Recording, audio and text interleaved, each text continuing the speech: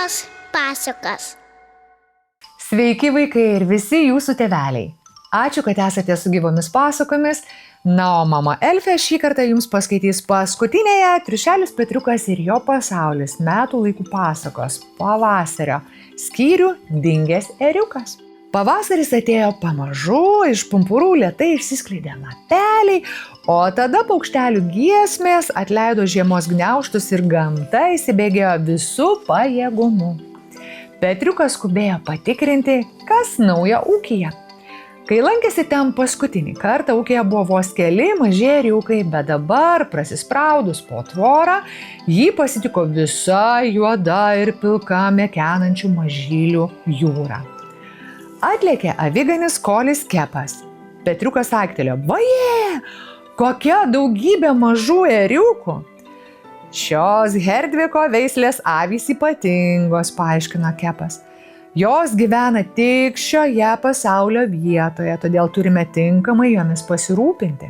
Čia turėtų būti iš viso 29 ėriukai. Gal padėsi man suskaičiuoti?" paprašė aviganis. "Taip, žinoma," entuziastingai sutiko Petriukas. Skaičiuoti ėriukus pasirodė gerokai sudėtingiau nei Triušelis tikėjosi, nes vos jam prisiartinus, avys pabėgdavo ir vėl susiburdavo kitoje lauko pusėje. Jam tekdavo kaskart pradėti iš pradžių ir vėl iš pradžių. 26, 27, 28. Turbūt būsiu apsiskaičiavęs.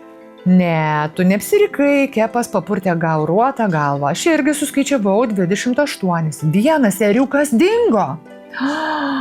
Kažkas pastatė ausis netoliese sužėlusiame dilgėlyne. "Dingo ėriukas?"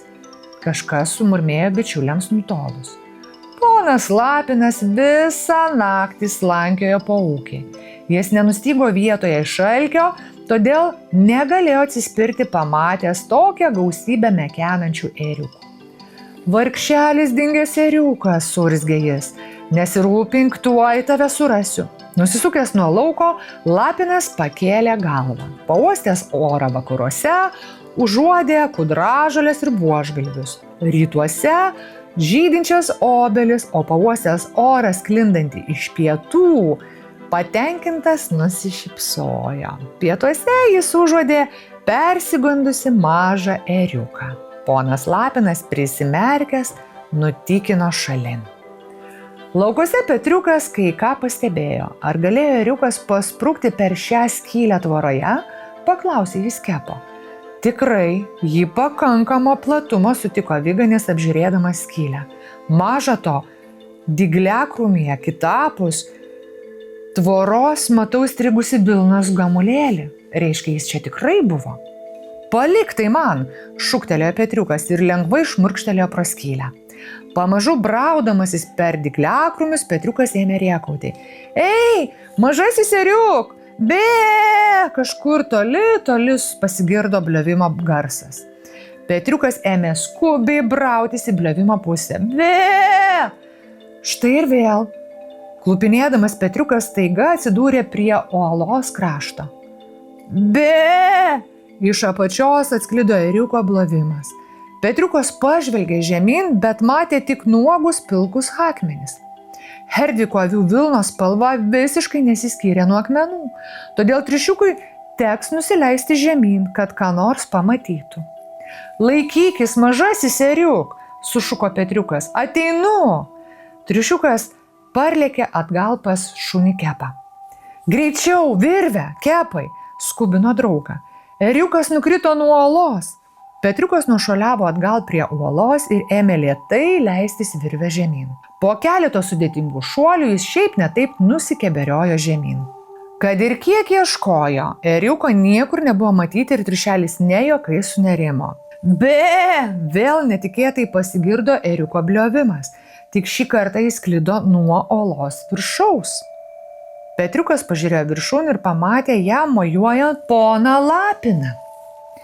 "Gal manęs ieškojai?" šūktelėjo Lapinas, o tada nutaisęs spigų balselį subliovė: "Be! Kaip miela!"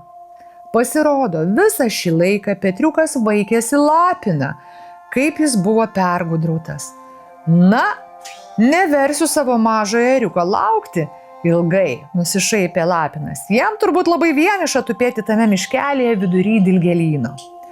Ar turėjo omeny šitą maišą? Kažkas sulojo ponui Lapinui už nugaros. Kolis Kepas atlėkė nešinas tuščių maišų. Ponas Lapinas net pašoko iš nuostabos ir susviravo ant uolos krašto. Kepas pasileido link Lapino, šiam susipynė kojos ir jis nudardėjo nuo pakriaušės.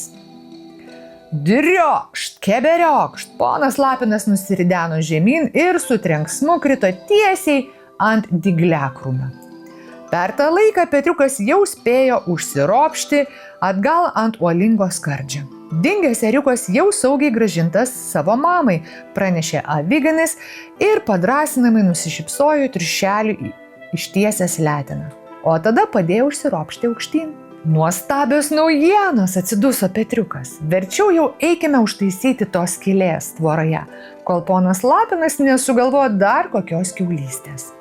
Taigi abu bičiuliai juokdamisi grįžo pas savo brangėją Herdviko avių kaimenę.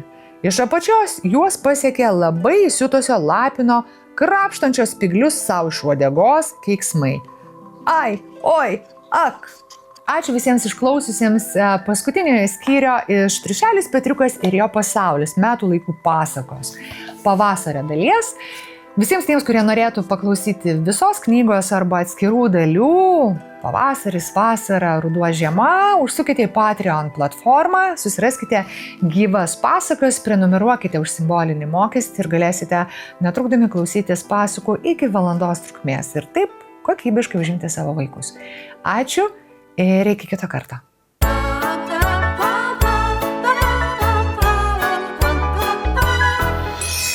Gyvas pasakas.